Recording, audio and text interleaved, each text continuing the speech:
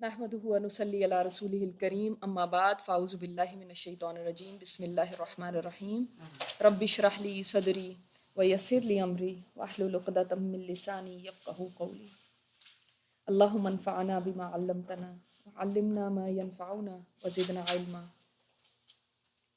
اللهم صل على محمد وعلى حضرت ختیجہ جو کسی وقت مکہ کی مالدار ترین عورت تھی، 13-14 آدمی نا صرف ان کا تجارتی سامان لے کر جاتے تھے انویسٹمنٹ کے لیے، 13-14 آدمی، اتنی وہ مالدار تھی. تو وہ بھی آپ صلی اللہ علیہ وسلم کے ساتھ اسی گھاٹی میں زندگی بسر کر رہی تھی. تو قریش نا نگرانی کرتے رہتے تھے، واچ کرتے تھے کہ کوئی لے کے تو نہیں کھانا جا رہا اندر. اللہ اکبر.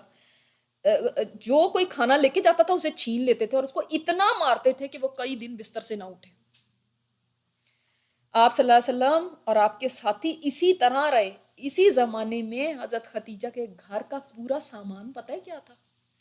ایک پتیلی اور ایک پیالہ، اور ایک دن وہ پیالہ بھی ٹوٹ گیا. تو جب آپ نیا پیالہ نہ خرید سکیں تو صبر کر لیا، یہاں تک کہ کاریگر وہاں سے گزرا تو حضرت ختیجہ نے اپنا ٹوٹا ہوا پیالہ اس کو دیا کہ وہ اس کو جوڑ دے. اسی بھوک اور غربت کی حالت میں وہ بیمار پڑ گئی تھی، لیکن نہ علاج کے لیے ان کے پاس کچھ تھا، نہ وہ ہسبینڈ سے کچھ ایسا ڈیمانڈ کرتی تھی کہ یہ کیا تم ہم یہاں پہ لا کے مصیبت میں ڈال دیا اور ایسا کر دیا.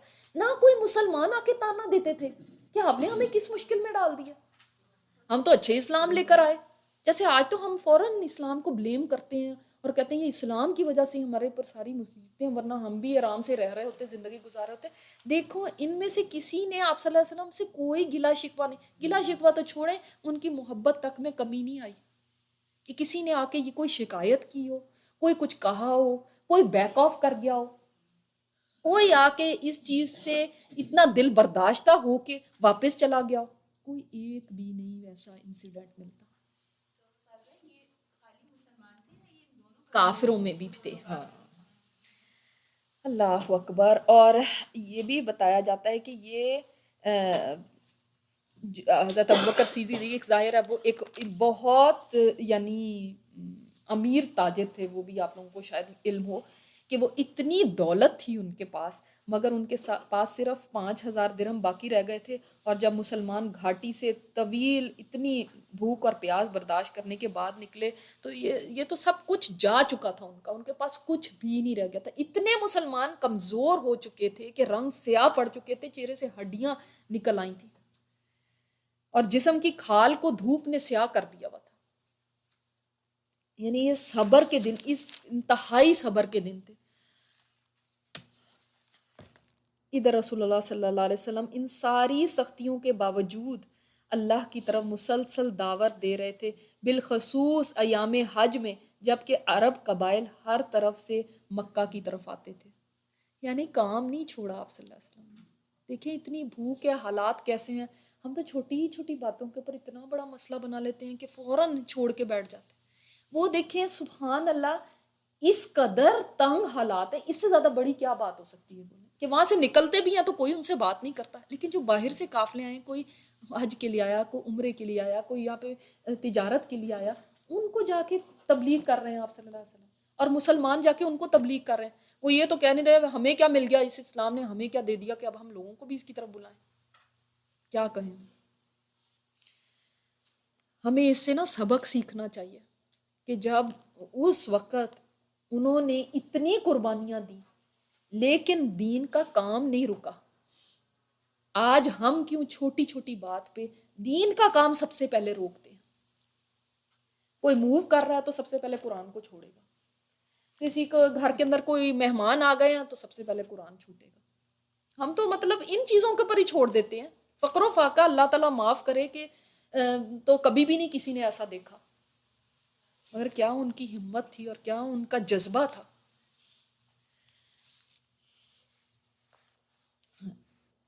اس میں پتہ نہیں یہ بات آئے گی یا نہیں آئے گی. پھر آپ کو ایک اور بھی بات بتا دوں کہ ایسے وقت میں سبحان اللہ حضرت ابو طالب جو تھے، جب پڑھتے ہیں نا تو اتنا وہ لگتا ہے کہ اللہ ان کا کتنا بڑا احسان ہے واقعی ہم پہ. جو ابو طالب تھے نا وہ اتنے زیادہ خوفزدہ تھے آپ صلی اللہ علیہ وسلم کی لائف کے لیے کہ ان کو کوئی نقصان نہ پہنچے. تو وہ رات کو کیا کرتے تھے کہ کوئی نہ کوئی ان کا پہرا دے، یا کیا کرتے تھے کہ آپ یہاں پہ سوئیں اور اس کے بعد تھوڑی دیر بعد جا کے ان کو کہتے تھے آپ فلاں کے خیمے میں سوئیں، اور اپنے کسی بھتیجے بھانجے اس کو کہتے تھے آپ جا کے ان کی جگہ ان کے خیمے میں سو جاؤ، تاکہ کوئی رات کو کوئی حملہ کرے، کوئی کچھ ہو تو یہ نہ ہو کہ ان کو کوئی نقصان پہنچے۔ پھر کئی دفعہ ایسے ہوتا تھا کہ ساری ساری رات جا کے پہرا دیتے تھے کہ میرے بھتیجے کو کچھ نہ، کوئی غزن نہ پہنچے، کوئی نقصان نہ پہنچے۔ یعنی اتنے زیادہ وہ اس چیز سے پریشان رہتے تھے، اتنے زیادہ ان کو فکر رہتی تھی اس چیز کی۔ ہمیں اس بارے میں کافی روایات آتی ہیں کہ کس طرح وہ انتظام وہ رکھتے تھے اس چیز کا کہ آپ صلی اللہ علیہ وسلم کو پروٹیکشن دی جائے۔ ٹرنز لگائی ہوئی تھی، باریاں لگائی ہوئی تھی، فلاں اب تمہاری باری ہے کہ تم ساری رات پہرا دو، اگلی رات فلانے کی باری ہے، کسی کو پتہ ہی نہ چلے کہ کون۔ دیکھا ہے آپ نے جو بڑے بڑے لوگ یہ پریزیڈنٹ وغیرہ بھی جاتے ہیں تو وہ نہیں بتاتے کون سی گاڑی میں ہیں وہ، ہے نا، یا کسی جگہ پہ ہیں تو کون سے فلور پہ ہیں، کون سے کمرے میں ہیں۔ تو دیکھیں اس زمانے میں انہوں نے آپ صلی اللہ علیہ وسلم کی اس طرح جیسے وی آئی پی ہیں اس طرح پروٹیکشن کی، حالانکہ ایمان نہیں لے کر آئے تھے۔ تو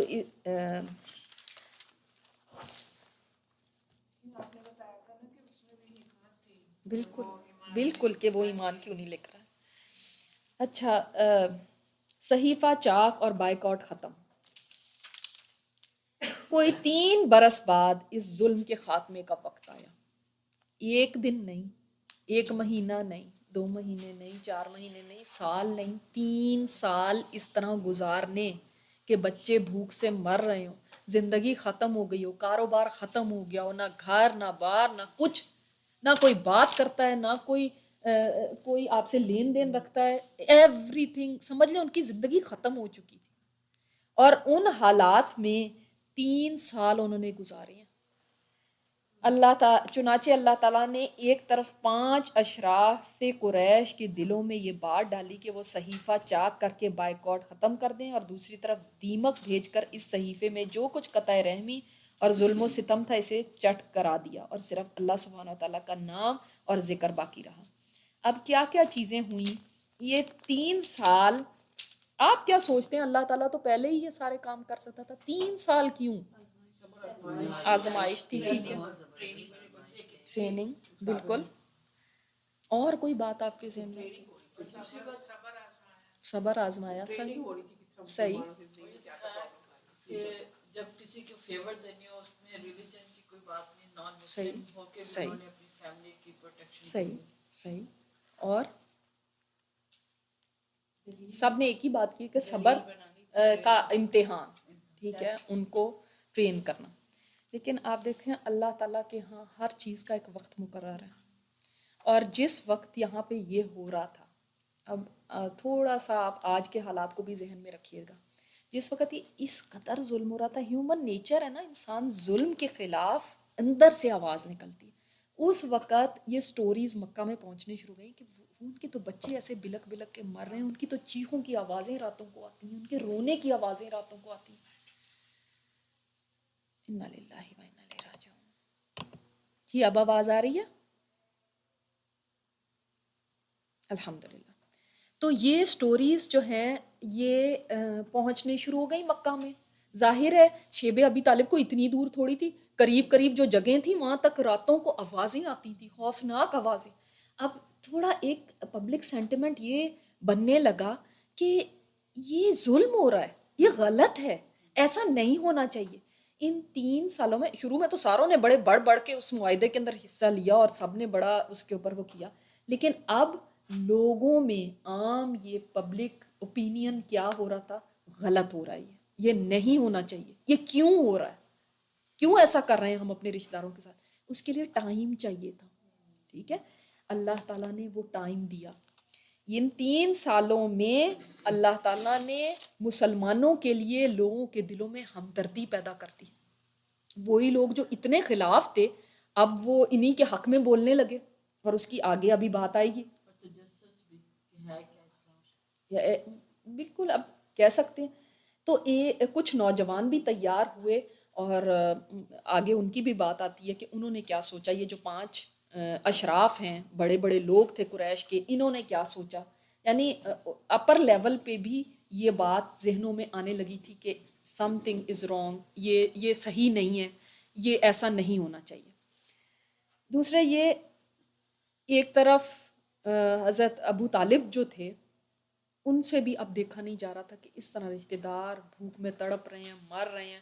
ادھر انہوں نے بھی یہ فیصلہ کیا کہ میں جا کے بات کرتا ہوں، اور آپ صلی اللہ علیہ وسلم ابو طالب کے پاس آئے اور آپ صلی اللہ علیہ وسلم نے فرمایا کہ اللہ تعالیٰ نے مجھے بتایا ہے کہ وہ جو معاہدہ انہوں نے بہت ریپ کر کے نا لیدر کے اندر تو اس کو بند کیا ہوا تھا تاکہ کوئی موسم کوئی چیز اس کو وہ خراب نہیں کرے. تو وہ لٹکا ہوا تھا کعبے کے اندر، اس کو تو کوئی ٹچ نہیں کر سکتا، کوئی جا نہیں سکتا. اللہ تعالیٰ نے مجھے بتایا ہے کہ اس کو سارے کو دیمک چاٹ گئی ہے سوائے اللہ کے نام کے. بسمی کا اللہم انہوں نے لکھا ہوا تھا اس میں، وہ بھی لکھتے ہیں نا بسم اللہ الرحمن الرحیم، بسمی کا اللہم وہ صرف. تو حضرت ابو طالب نے کہا اچھا کہ تمہارے رب نے تمہیں یہ بتایا؟ فرمایا ہاں. انہوں نے کہا کہ اچھا پھر میں جا کے بات کرتا ہوں. ادھر سے وہ چلے اور ادھر سے کیا ہو رہا ہے، ادھر انہوں نے کہا اناف از اناف ناؤ. کیا ہوا یہ آگے ہم دیکھتے ہیں. اچھا ایک اور واقعہ اب آپ کو بتا دوں ایک بیچ میں چلتے چلتے کہ حکیم بن حزام جو تھے وہ اپنی، میں نے آپ کو بتایا پھوپھی کے لیے لے کر جاتے تھے، مطلب سامان ایک ساتھ غلام کر لیتے تھے، ایک اونٹ پہ سامان لاد لیا اور لے کے چل پڑے. اور ہوتا یہ تھا کہ وہ کافی عرصہ چلو ان کو وہ تھوڑا بہت جو بھی فوڈ سپلائی وہ مل جاتی تھی. تو ایک دن کیا ہوا کہ وہ جا رہے تھے تو راستے میں ابو جہل مل گیا. اس نے دیکھ لیا کہ یہ کیا ہو رہا ہے، کدھر لے کے جا رہے ہو؟ نے کہا کہ بھئی یہ وہ حضرت خدیجہ کا ہی سامان ہے تو میں انہی کو دینے جا رہا ہوں. اس نے کہا یہ کیا بات ہے؟ تو وہ تو اتنا غصے میں آ گیا، اس نے کہا یہ تو ہو ہی نہیں سکتا کہ تم اس طرح سے لے کے جاؤ. انہوں نے کہا کہ دیکھو بھائی اس میں کیا حرج ہے. اتنے میں ایک اور شخص آ گیا، اس کا نام تھا ابو البخیتر. وہ آ گیا اور اس نے آ کے کہا کہ بھئی کیا مسئلہ ہے، کیا ماجرا ہے. انہوں نے بتایا تو اس نے کہا تم اپنی پھوپھی کے لیے لے کر جا رہے ہیں، آپ لے جانے دو. اس نے کہا یہ تو ہو نہیں سکتا، میں تو نہیں ایسے کروں گا. اچھا اتنے میں غصے میں وہ چیختا چلاتا رہا اور ابو البخیتر نے کہا چلو چلو پیچھے ہٹو، اس کو جانے دو، کیونکہ اب لوگوں میں یہ وہ آ رہا تھا نا کہ نہیں یہ غلط ہو رہا ہے. اچھا اب ابو جہل تو بہت سخت تھا تو وہ جھپٹا حکیم بن حزام کی طرف، اور اتنے میں کہتے ہیں کہ یہ ابو البخیتر جو ہے نا یہ بیچ میں آ گیا اور وہ اسٹرانگ آدمی تھا.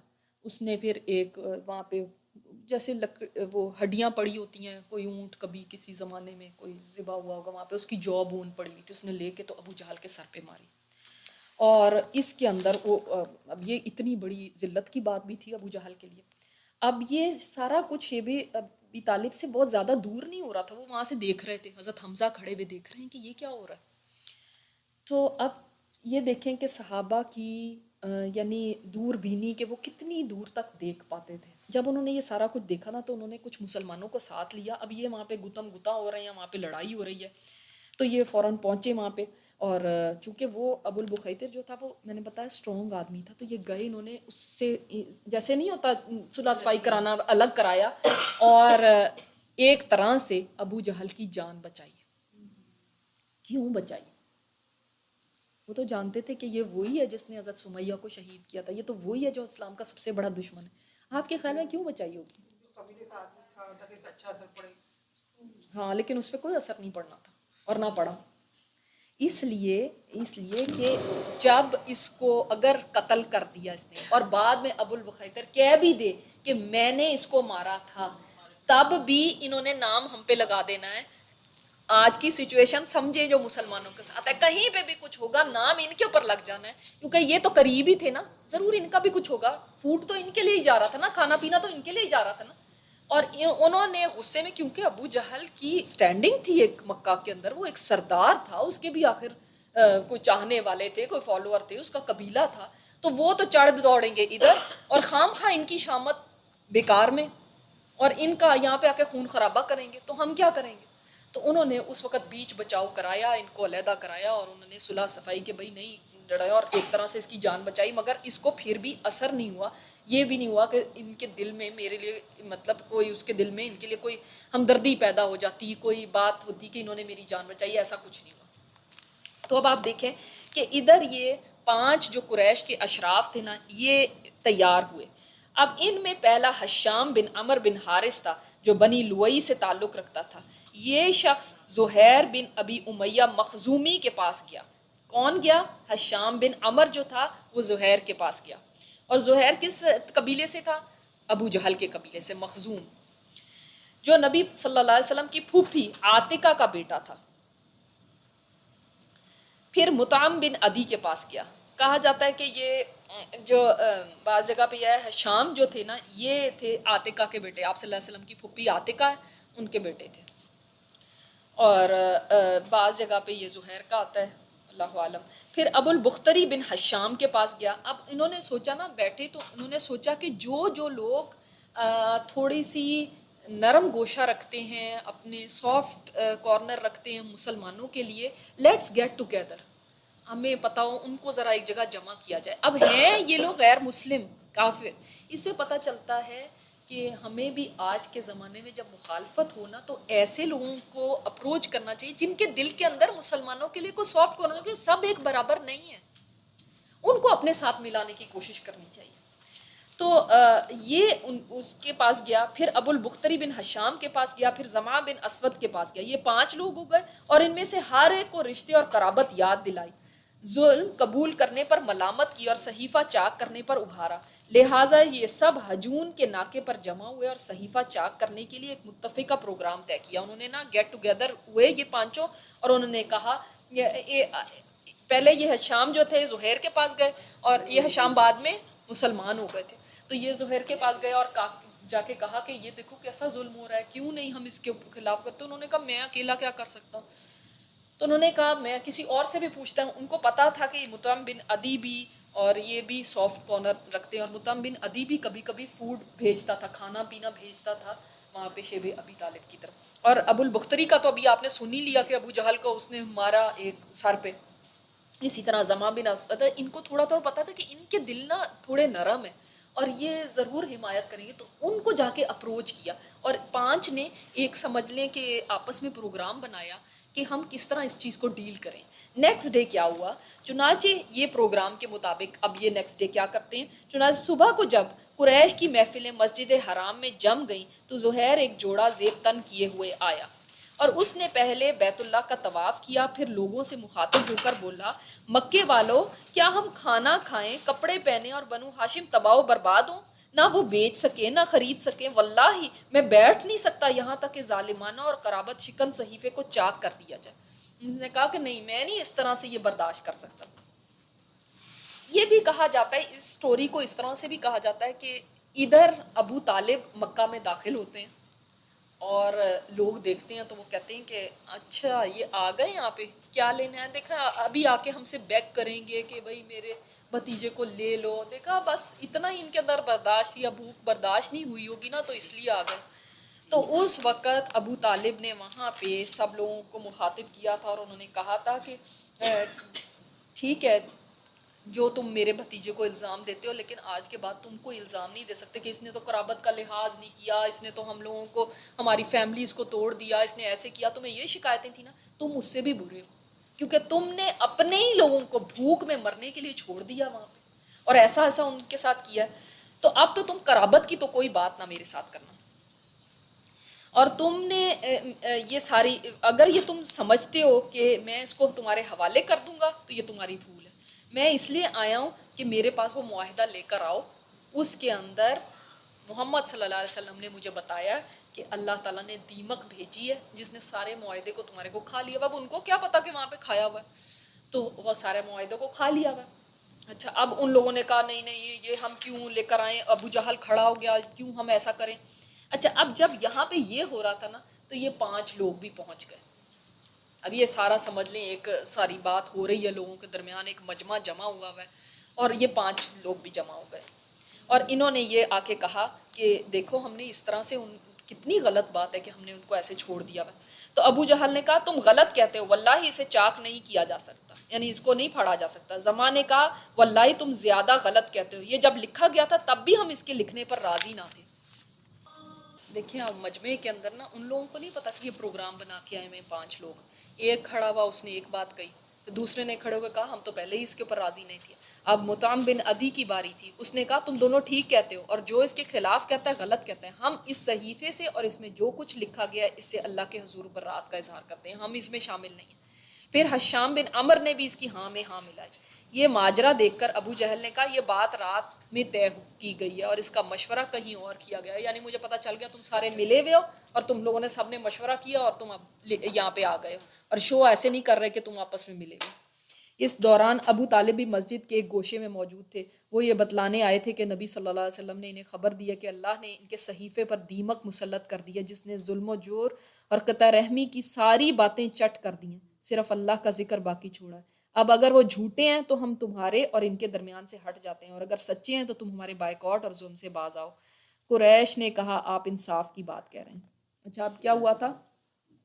حضرت ابو طالب نے جب یہ ساری باتیں کہیں اور یہ لوگ بھی ایسے کھڑے ہو گئے تو انہوں نے کہا کہ لے کر آؤ صحیفہ. تو اب ابو جہل تو کسی طرح ماننے کو تیار نہیں تھا. اس پہ حضرت ابو طالب نے جب دیکھا کہ یہ تو ٹس سے مس نہیں ہو رہا تو اس وقت انہوں نے کہا تھا کہ اگر واقعی جو محمد صلی اللہ علیہ وسلم نے کہا ہے وہ سچ ہے, لے کر آؤ صحیفہ دکھاؤ, اگر واقعی وہ سچ ہے اور واقعی اللہ کے نام کے سوا سب چیزیں دیمک نے کھا لی ہوئی ہیں تو اسی وقت رائٹ ناؤ یہ بائیکاٹ ختم ہو جائے گا کیونکہ محمد صلی اللہ علیہ وسلم کی بات سچی ہو گئی. اور اگر ایسا نہیں ہوا اور بالکل صحیح سلامت ہے وہاں پہ صحیفہ تو میں اسی وقت جاؤں گا اپنے بھتیجے کو رسیوں سے باندھ کے تمہارے حوالے کر دوں گا, تم پھر بے شک اس کو قتل کر دینا. اب کیا وہ کہتے ہیں اس کے آگے؟ اب تو ظاہری بات ہے اب صحیفہ وہ معاہدہ لانا پڑے گا کیونکہ پہلے تو وہ لانے کو ہی نہیں تیار تھا نا ابو جہل.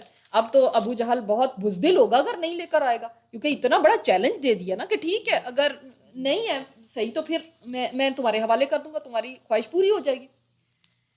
اب جب لایا گیا معاہدہ تو واقعی ایسا دیکھا گیا, ادھر مطعم بن عدی ابو جہل کا جواب دینے کے بعد اٹھا کے صحیفہ چاک کر دے تو کیا دیکھا واقعی اسے کیڑوں نے کھا لیا. صرف بسمک اللہم اور جہاں جہاں اللہ کا نام تھا وہی باقی بچا ہے. لہٰذا نبی صلی اللہ علیہ وسلم نے جو خبر دی تھی وہ اللہ کی نشانیوں میں سے ایک نشانی تھی جسے مشرکین نے اپنی آنکھوں سے دیکھا لیکن وہ اپنی گمراہی کے رویے پر برقرار رہے. کیا ہوا تھا اس وقت؟ پھر ابو جہل نے کہا تھا کہ یہ تو جادو ہے, دیکھ لیا یہ میں تو کہتا تھا کہ یہ جادوگر ہے, دیکھو ان کا جادو, کہ یہ سارا معاہدہ جو مطلب جس نے نہیں ماننا اس نے نہیں ماننا. اور اس وقت پھر اتنی بڑی بات اپنے سامنے, یہ معجزہ تھا نا اللہ کی طرف سے, ٹھیک ہے, کہ کیسے اللہ تعالیٰ نے دیمک اس کے اندر چلی گئی اور کیسے اس نے کھایا, اور اتنے سے کیڑے کو کیا سمجھ ہے کہ کہاں پہ اللہ کا نام لکھا, یہ معجزہ ہے نا. تو بہرحال بائیکاٹ ختم ہو گیا, رسول اللہ صلی اللہ علیہ وسلم اور آپ کے ساتھی گھاٹی سے باہر نکل آئے. اس سے پتہ چلتا ہے نا آزمائش آتی ہے لیکن آزمائش کتنی بھی لمبی ہو, ظلم اور تکلیف اور جتنے بھی لمبا امتحان ہو, لیکن ایک دن ضرور ایسا آتا ہے کہ امتحان ختم ہو جاتا ہے. بالکل ایک دن ضرور آتا ہے مگر ہم صبر نہیں کرتے, ہمارے اندر یہ صبر نہیں ہے. اور ہمیشہ یہ یاد رکھنا چاہیے کہ قربانی کے لیے, دین کی خاطر قربانی کے لیے انسان کو تیار رہنا چاہیے. اللہ تعالیٰ آزمائش لیتا ہے, قربانی کرنی پڑتی ہے, لیکن بعض لوگ ان قربانیوں سے ہی تو بھاگتے ہیں. ابو لہب کو آپ نے دیکھا وہ کیسا بزدل تھا, صرف یہی نہیں کہ اپنے قبیلے کی حمایت نہیں اس نے کی بلکہ وہ یہ کہتا تھا کہ میں کیوں اپنا نقصان کروں, میں سے نہیں جا کے وہاں پہ کہ میں جا کے وہاں پہ ان کی خاطر میں کیوں فقر و فاقہ برداشت کروں, اور سب میری تو فائنینسز سب کے لٹ گئے, ختم ہو گئے, 3 سال میں کیا رہے گا. اور یہ واقعہ کب کا ہے؟ 7th نبوت سے, محرم 7th نبوت سے شروع ہوا اور 10th نبوت محرم میں ختم ہوا. اس طرح کے 3 سال وہ گزرے. یہی وہ باتیں ہیں جو ہمیں ہر مشکل حالات کے اندر حوصلہ دیتی ہیں. جب آزمائش آئے, جب ایسی تکلیف آئے کوئی زندگی کے اندر, کوئی پریشانی آئے خاص طور پہ دین کی وجہ سے, تو یاد کر لیا کریں ان کی تکالیف کو کہ انہوں نے کیسی تکلیفیں برداشت کی. جب انہوں نے نہیں ہمت ہاری تو ہم کیوں ہمت ہار لیتے ہیں چھوٹی چھوٹی بات پہ. اس لیے میں آپ کو خاص طور پہ یہ باتیں بار بار یاد دہانی کراتی ہوں کہ اس وقت جو ہمارے حالات ہیں مسلمانوں کے, اور جہاں ہم رہتے ہیں, ظاہر ہم غیر مسلموں میں رہتے ہیں, بعض دفعہ، ہمیشہ نہیں، بعض دفعہ ہمیں کوئی ایسی بات سننی پڑ جاتی ہے یا خبروں میں کوئی ایسی خبر سننی پڑ جاتی ہے جس کی وجہ سے ہم بہت ہی انسیکیور فیل کرتے ہیں اور بہت زیادہ ہم پریشان ہو جاتے ہیں. لیکن یاد رکھیں کہ آزمائشوں کے بعد بھی ایک دن ضرور ہوگا یہ آزمائش ختم ہوگی، ایک دن ضرور ہوگا کہ اسلام کا عروج آئے گا، لیکن ہمیں اس وقت تک صبر کرنا ہے، اس کو ہاتھ سے جانے نہیں دینا. بالکل یہ بات ہے سب سے بڑی کہ اس دوران بھی بیٹھے نہیں رہنا. دیکھیں اللہ تعالیٰ نے کیسے سبحان اللہ کے لوگوں کے دلوں میں ان کے لیے ہمدردی پیدا کر دی تھی نا. ان 3 سالوں میں اگر وہ صبر نہ کرتے اور وہ اس وقت ہمت ہار دیتے اور چلے جاتے یا کوئی کام ہی نہ کرتے تو کیا یہ ریزلٹس آتے؟ اب آپ صلی اللہ علیہ وسلم کی تبلیغ کے نتیجے میں کیا ہو رہا تھا کہ دور دور تک قبائل کے اندر، جہاں پہلے تو مکہ والے صرف لوگ آپ صلی اللہ علیہ وسلم کو جانتے تھے، اب دور دور قبیلوں میں آپ کا نام پہنچ گیا تھا. اور یہ ان لوگوں نے جو صبر کیا اور صبر سے چلتے رہے اس کی وجہ سے کہ اللہ تعالیٰ ظالموں کی خود ٹیک کیئر کر لیتا ہے. اب ہم یہ کہیں کہ ہم ہی بن جائیں کہ پہلے ہم ان سے مقابلہ کریں گے، پہلے ان کو مارو، اس کو مارو، اس کا قتل کرو، ادھر بم پھاڑو، ادھر کرو، پھر اس کے بعد ہی ہماری جیت ہوگی، پھر ہم اسلام کا کوئی کام کریں گے. بھائی ظالم کا اللہ خود، اب اس بندے نے ہاتھ سے لکھا تھا نا، اللہ نے اس کا ہاتھ کو پیرالائز کر دیا. ابو لہب کے ساتھ کیا ہوا؟ یہ ابو لہب جب حج کے دنوں میں بھی آپ صلی اللہ علیہ وسلم جاتے تھے اور جا کے وہاں پہ تبلیغ کرتے تھے تو اس وقت بھی پیچھے پیچھے ہوتا تھا کہ میں کہوں کہ یہ اس کی بات نہ سنو. اس ابو لہب نے اس وقت بھی قبیلے کی اہمیت میں، رشتہ داری میں ہی ساتھ دے دیتا، اس میں بھی نہیں دیا. تو اس کی موت کیسے واقع ہوئی تھی؟ اللہ اکبر کے نام تو اس کا کیا تھا، اور دیکھو اس کے گال ایسے سرخ ہوتے تھے کہ اس کو ابو لہب کہا جاتا تھا، اتنا ہینڈسم تھا یہ. اور اس کے ساتھ کیا ہوا کہ یہ ایسا بیمار پڑا، یہ بعد میں انشاءاللہ واقعہ بھی آئے گا، یہ ایسا بیمار پڑا تھا، اس کو ایسی بیماری ایک لاحق ہو گئی تھی کہ سارے جسم کے اوپر پھوڑے اور اس کے اندر پس پڑ گئی تھی، اور اتنی اس کی بری حالت ہو چکی تھی کہ اس کے اپنے خاندان والے اسے گھن کھانے لگے تھے. اور حتیٰ کہ یعنی وہ ڈیمینشیا بھی اس کو ہو گیا تھا، دماغی حالات بھی اس کے صحیح نہیں رہ گئے تھے. حتیٰ کہ انہوں نے کیا کیا تھا کہ اس کو باہر ایک، یعنی شہر سے باہر ذرا ایک شیڈ بنا دیا تھا، وہاں پہ اس کو چھوڑ آئے تھے. اب وہیں پہ وہ رات کو اندھیرے میں ڈر جاتا تھا، اور کیونکہ لائٹ وغیرہ تھوڑی تھی، اس طرح اکیلا وہاں پہ چھوڑا تو اتنا ڈر جاتا تھا کہ چیخیں مارتا تھا. لوگ جو پاس سے گزرتے تھے خوفزدہ ہو جاتے تھے کہ یہ کون چیخ رہا ہے. غلام بس رکھتی تھے جو اس کے جا کے صاف وغیرہ کرتے، اس کو کھانا دے دیتے تھے. اور ایک دفعہ غلام بھی نہیں آئے تو گھر والوں کا یہ حال تھا کہ کوئی بھی جانے کو تیار نہیں تھا کہ جا کے اس کو کھانا ہی دے آئے. ہر ایک دوسرے کو کہتا تھا تم چلے جاؤ نا، وہ کہتا تم چلے جاؤ. حتیٰ کہ جب کچھ دن کے بعد غلام گئے وہاں پہ تو دیکھا وہ مر چکا تھا، اور انہوں نے کہا کہ اب اس کی لاش کا کیا کریں. اب اس کے کیونکہ جیسی ایسا جسم روٹن ہو چکا تھا تو انہوں نے اس کی اولاد نے کچھ مال وال دیا ان کو، غلاموں کو، کہ اب اس کا کچھ ٹیک کیئر کر لو اس کی. تو اب وہاں پہ نا قبر کھودنا بہت مشکل ہے کیونکہ ریتلا علاقہ ہے. تو انہوں نے کیا کیا کہ لے جا کے ایک جگہ جہاں پہ کوئی نظر نہیں آ رہا تھا وہاں پہ اس کو چھوڑ دیا، اس کی لاش کو. اور اس وقت بھی انہوں نے کہا کہ ہم سن رہے تھے کہ جنگلی کتے جو ہیں وہ بھونک رہے ہیں ارد گرد کے، جو ہے نا کہ اس کو کھا لیں. اللہ تعالیٰ نے ایسا اس کا عبرت ناک انجام دنیا میں بھی اس کو دیا، اور آخرت کا تو اس کا انجام جو سورہ لہب میں آپ پڑھ چکے ہیں کہ کیا ہونے والا ہے. تو اللہ تعالیٰ ظالموں کو ڈھیل دیتا ہے لیکن ایک نہ ایک دن ان کو پکڑتا ضرور ہے. اور ابو جہل اور باقیوں کا انجام تو آپ انشاءاللہ تعالیٰ آگے پڑھیں گے ہی، دیکھیں گے. تو یعنی ساری بات کا کہنے کا مقصد یہ ہے کہ ظالموں سے اللہ تعالیٰ خود ہی نپٹ لیتا ہے، لیکن ہمیں جو کام کرنا ہے ہم اپنا کام بھول کے اور یہ سوچنے لگتے ہیں کہ ہم نے بدلہ کیسے لینا ہے، ہم نے انتقام کیسے لینا ہے.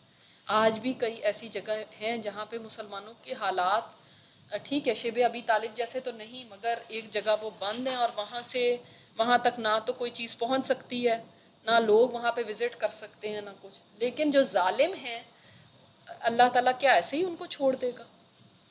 اگر ہم سب چیزیں چھوڑ کے ان چیزوں کے پیچھے زیادہ ہمارا ذہن چلتا ہے اور جو ہمارا اصل مقصد ہے اس کو ہم بھول چکے ہیں کہ ہم اس دین کی آگے تبلیغ کیسے کریں. دیکھیں آپ صلی اللہ علیہ وسلم نے ان حالات میں بھی نہیں یہ چھوڑا.